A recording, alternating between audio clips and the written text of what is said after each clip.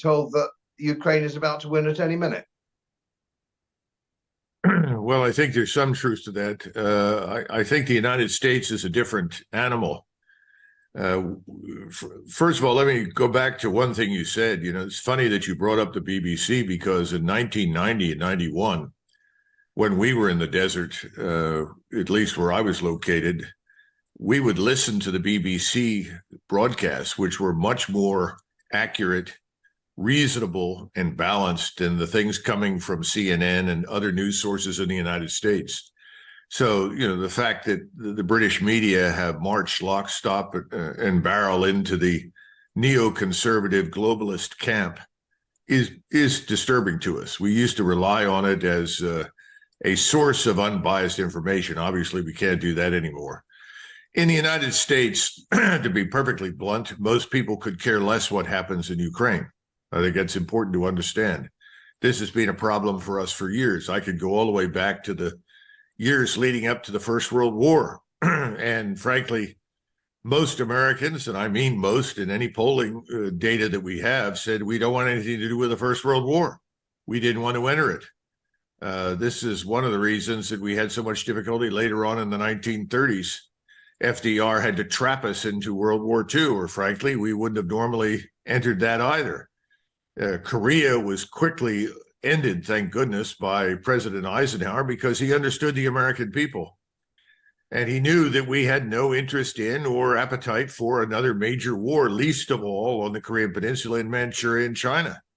And he thought it was stupid. In fact, what he said at the time was, to someone who said we should just march in and finish off these communists, and he said, well, you know, at some point in the future, we'll want to do business with them again. So let's not act too hastily. And of course, he was a very wise man. Right now, just as Britain went hog wild, I would argue, against the Germans for all sorts of reasons that we don't have time to discuss, they've now gone overboard against Russia. It's very foolish, because Russia is not as it's being depicted in Great Britain. Is it a utopia by Anglo-Saxon standards? Probably not. But it's a much better and healthier society in many respects than our own. And no one cares to admit that. We have serious problems at home, and it's ultimately the problems at home in the United States that are going to bring our participation in this debacle in Ukraine to an end. Oh, yeah, I agree with you completely. If you're sitting in Moscow, you're not going to allow Odessa to be independent of Russia. You have to have control of that place for a whole range of reasons. We haven't even begun to talk about the oil and gas deposits.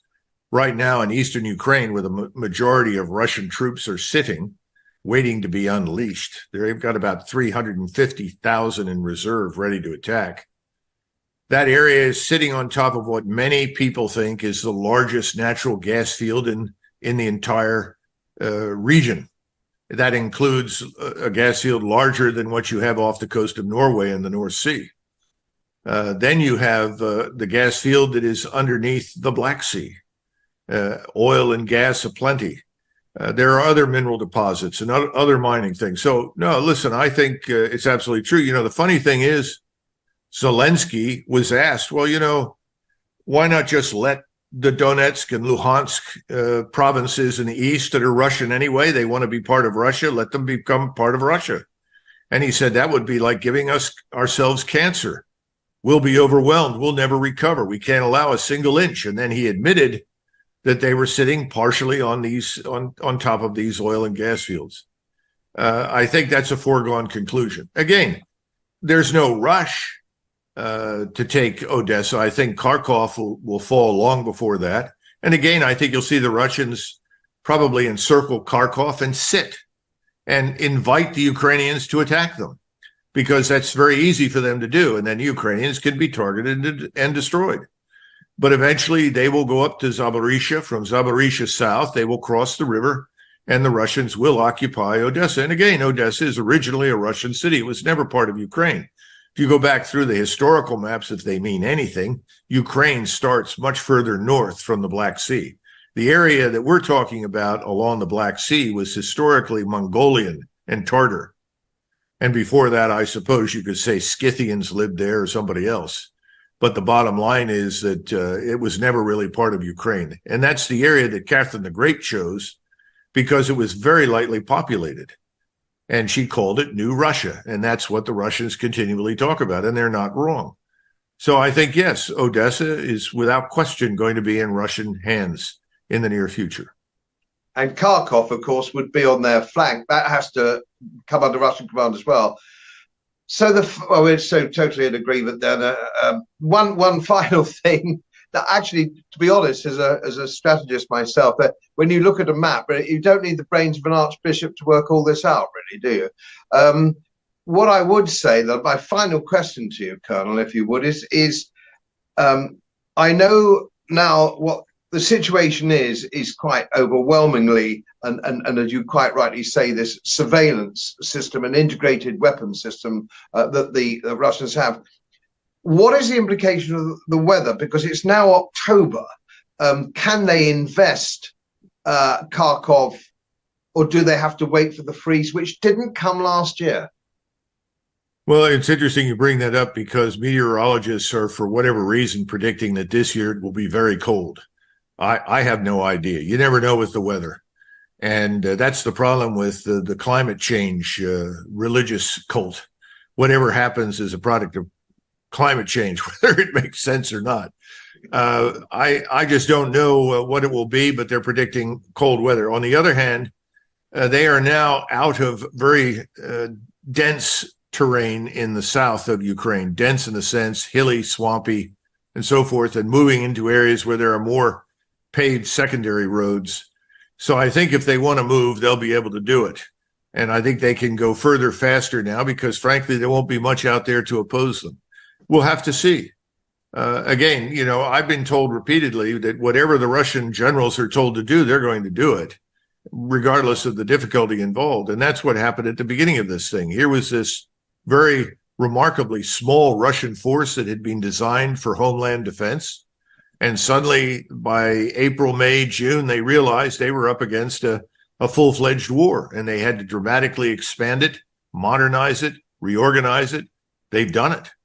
And that force now is probably the most lethal ground force that we've seen in Europe since the early 1980s. And that's our great achievement. We've turned Russia into the very thing that we said we were trying to prevent. Very stupid. Unbelievable. Unbelievable. Anyway, time is up. And I'd like to thank you again for helping me try and get the truth to England, which is, frankly, in the past year or so, I've lost quite a lot of friends. It's totally emotional. You know, people start waving their arms and gnashing their teeth and spitting. They get themselves into a heat state. These people had never heard of the Ukraine 3 years ago or 2 years ago. And it's amazing what propaganda can actually do. And I'm disappointed that, you know, free-born Englishmen would actually buy this kind of rubbish. But, you know, what can I say? Well, it's just unfortunate that Prime Minister Sunak is unwilling to provide them all with tickets to Ukraine, to equip them, outfit them, and fly them over and let them contribute to the glorious fight and see how long that lasts. And you were talking about the British military. You know, the British Army was it was never very large, but it was usually pretty good in terms of, especially the soldiering. Officer Corps, that's a mixed review, as JFC Fuller pointed out. But the British armies themselves fought well. Today's British Army, I would argue, is far too small. And there's been far too much emphasis on reliving the glory days of the Royal Navy. So I hope you will reconsider that in the future. Building aircraft carriers was really a huge, huge mistake. And the Air Force is a shadow of its former self. Need to invest very heavily in air defense capabilities and a different kind of Air Force. Perhaps the good news is that since you're at such a low level of capability, you can build a much better force now if someone takes over with some common sense than you would have otherwise had. That has happened before. That happened to the Germans after World War I. It happened with the Soviets. You know, Lenin reduced the 5 million man so-called Red Army after the Civil War down to 600,000 troops. The Germans reduced what they had down to roughly 100,000. And that was very beneficial for those countries. They actually benefited from those dramatic reductions. They built newer, better forces. I think you could do that. I've told my German friends, when the time comes, you can build a much better force than what you've had in the past as a result. People find that hard to believe, but it's true.